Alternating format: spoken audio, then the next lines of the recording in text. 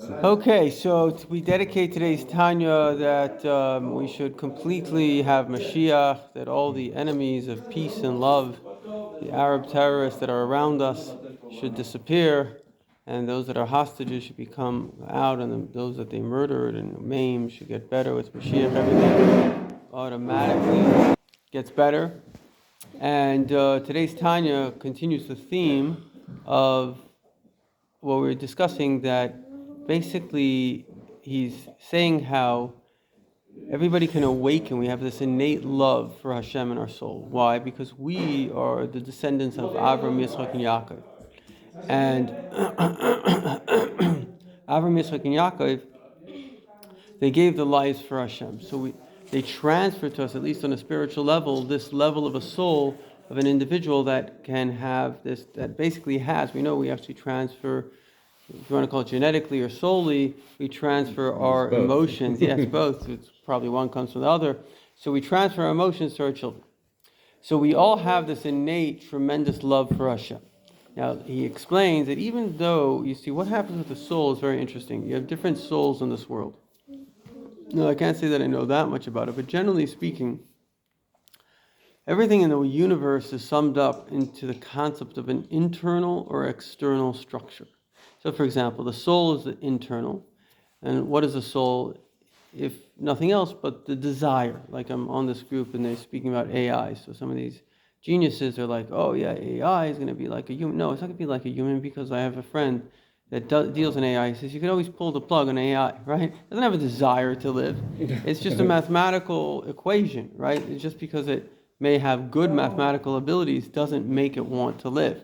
It's just, if you put, even like the Chinese had this thing of doing math with whatever these little numbers. Okay, it doesn't want to live. It's just a way of doing math.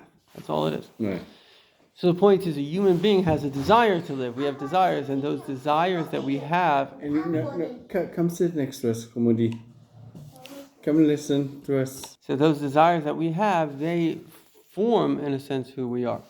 Now, everything begins in Hashem, which is purely good desires.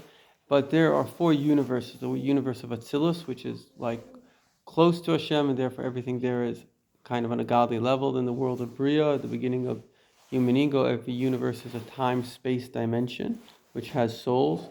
And the lower the universe, the more the person perceives themselves as reality and God as something you know about. So the higher you realize that everything is God, the lower you go, the more your world seems real. Like our world, it all seems real, and God's something we talk about, even though everything really is God, but He's the inner and He's hidden.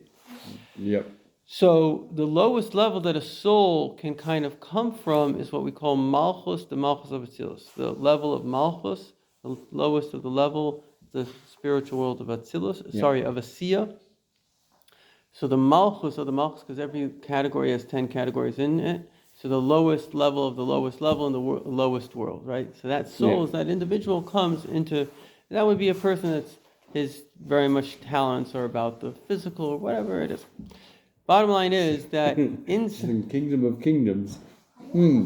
That's like the old feudal system. Right. Like, you have lots of little kings, and then you have a king above the kings. And Right. Now, of course, we have the 10 levels, Chachma, Bina, Das, Netzach. Yes, I know. Right. So the bottom line is that within this level, everything ultimately has Hashem in it. Why? Because even the lowest level, this level of Malchus of Asiya, but Malchus of Asiya ultimately draws itself, it has within it the Malchus of Atzilus, because every universe is like the source of the universe below it. So if I'm over here and I have Malchus, but ultimately I'm getting my energy from the Malchus of the world above, Malchus of the world above, Malchus of the world above, and that Malchus draws its energy from the Chachma of Atzilus. That's like the central wisdom, which is the brain kind of everything that will ever happen. So it's like the brain of, in a way, the brain of Hashem, or the brain that Hashem created for this world. And then inside that is of the light, because even we only think based on desire to think. You have a soul. Desire is really what we are about. So now you have the essence of Hashem, which is the energy source of Chachma of Atzilus.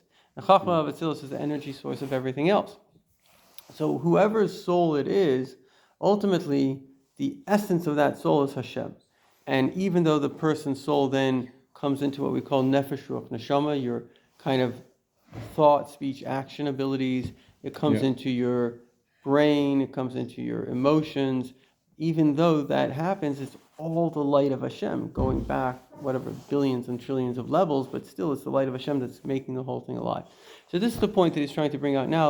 Later we'll bring out more points, but the main point is that when you see a Jew, you have to see that this is the essence of Hashem manifesting in a human being. And that's a very, very powerful concept. And so when we realize that that's our essence, it will automatically connect us to our identity, because we basically take on a body identity. If I said point to yourself, you point to your body. But I have an interesting thing. If I say point to myself, I point here. This is my body. Exactly. And that's the whole thing, is that the life actually is higher. It's not, it has nothing to do with the body. It just comes and alive as the body. And so the whole thing is just to create this identity, a separate identity of me. But once you understand that my essential identity is Hashem, so it changes the picture, and then you're much more aligned to being that, because you realize that's who you really are. Yeah. You know, when I close my eyes and I say point to myself, I always point to my head. So it's interesting that when I'm awake in a visual world, I see the body as self. But when my eyes are shut, I see the mind, which is more the soul, as myself. And so that's the real. What is the real self? Is the real self what you see, or is it the spirit which is creating everything that you see? And that's the self, the deeper self. The physical world